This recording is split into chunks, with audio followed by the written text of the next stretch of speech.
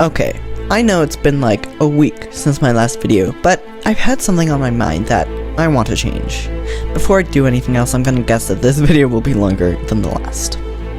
I had the Kumatans leave Kumat during the reign of Ramses III, but that's like 200 years after the 18th dynasty, and recently something made me become even more obsessed with the Amarna period specifically.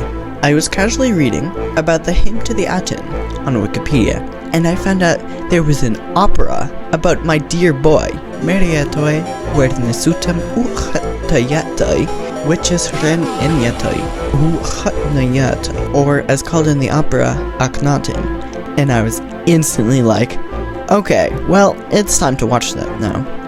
I found the full version on YouTube that someone recorded of the Met's performance, which is... Philip Glass did an amazing job at making a very mysterious feel with beautiful music. The motif is used a lot, but it's just so good. My favorite pieces are the funeral of Amenhotep III, which to me feels like an epic start, and I love how the background was inspired by the Book of the Dead. The hymn to the Aten, which, I mean, look at this, it's just so beautiful, and when he finished the last verse, the chorus is singing the Psalm 105 in Hebrew. Like, okay. As Akhenaten walks very slowly up the stairs, and the sky just fades to gray, and you just get this beautiful shot, like, ugh. And finally, the family. I just think it perfectly encapsulates the feeling of mystery and how we don't really know what happened during the Amarna period because of the condemnation and scratching out of names/faces, but also in the time period itself, because no one really knew what was going inside in the palace of Akhenaten. The beautiful yet slightly disturbing singing of the princesses and the darkness in this reveal is just like, oh my gosh, I love it. I also like how in The Attack, the chorus is singing what is read on the Amarna letters in Akkadian. Like, what is this? Philip Glass is just like amazing, and I'll have to check out his other historical based operas.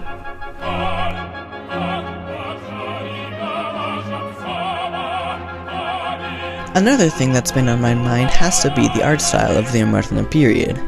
Maybe it's the realistic style they all have, or the movement, or the fact that a lot of reliefs were used in things that had nothing to do with grand temples. The colors are also really pretty, like the blue caps and crowns, very nice.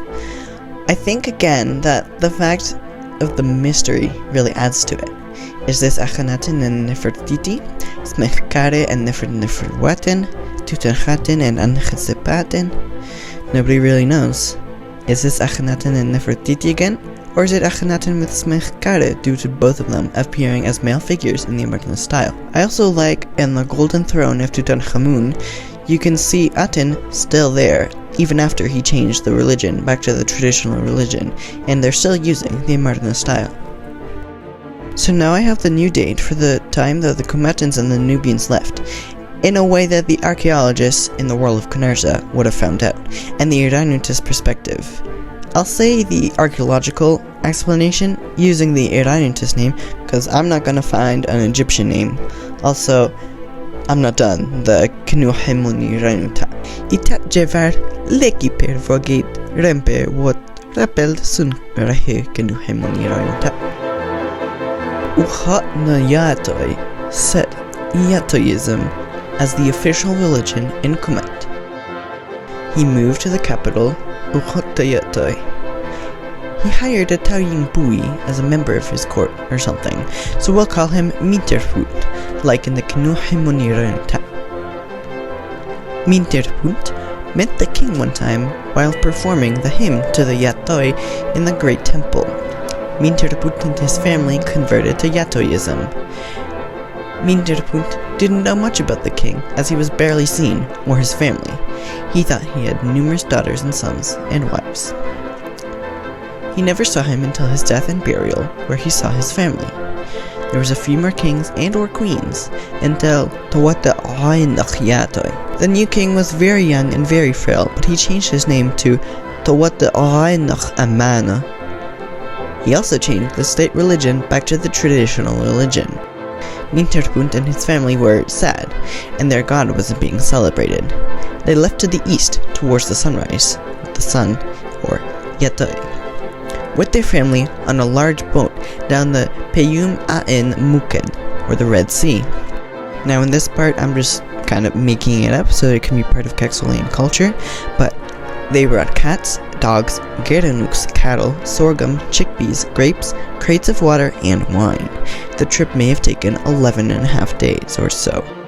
They arrived on a set of islands covered in thick humid forest with a large half of a mountain. They continued to practice Yatoyism until the Dummers arrived, and their religions eventually mixed, and there were more gods. Yatoi's name became Yunto around 100 CE. It then evolved into Iranut around 1100, and then finally Iranut became Iranuta. Yup, this video is definitely longer than the last one, but thank you so much for watching and making to the very end.